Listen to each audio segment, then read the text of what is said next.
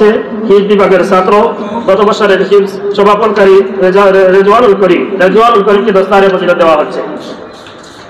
আমি দস্তারে ফজিলত দেওয়ার জন্য অনুরোধ করছি হিফজ বিভাগের গত বছরের ছাত্র সোহাইবুর রহমানকে দস্তারে ফজিলত নেওয়ার জন্য অনুরোধ করছি।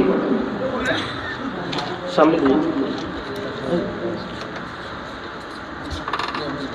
দস্তারে ফজিলত দেওয়া হচ্ছে, গত বছরে এখানে হিফজ সমাপন করে চলে গেছে সোহাইবুর রহমানকে দস্তারে ফজিলত দেওয়া হচ্ছে।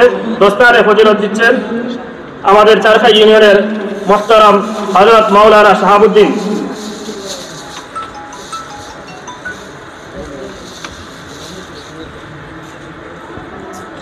দস্তারে ফজিলত দেওয়ার জন্য আমি অনুরোধ করছি গত বছরের ছাত্র রাজীব আহমদকে দস্তারে ফজিলত দেওয়ার জন্য অনুরোধ করছি।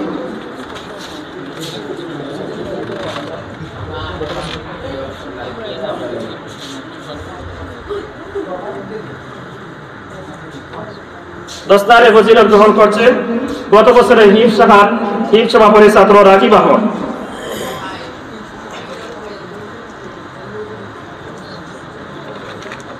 দস্তারে ফজিলত নেওয়ার জন্য আমি অনুরোধ করছি এবছরের হিফজ সমাপনকারী ছাত্র শাহ মোহাম্মদ মুসা মিয়া।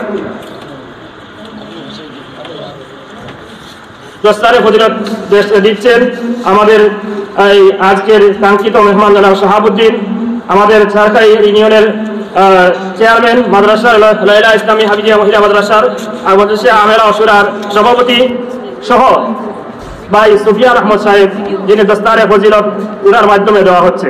দস্তারে ফজিলত দেওয়ার জন্য অনুরোধ করছি মাহদি হাসান রাহিমকে, এবছরে হিফজ সমাপনকারী ছাত্র মাহদি হাসান রাহিম, এই মধুরচ গ্রামের কৃতি সন্তান। দস্তারে ফজিলত দেওয়া হচ্ছে মাহদি হাসান রাহিমকে। হিফজ সমাপনকারী দস্তারে ফজিলত নেওয়ার জন্য অনুরোধ করছি আমি মাজেদ আহমদ।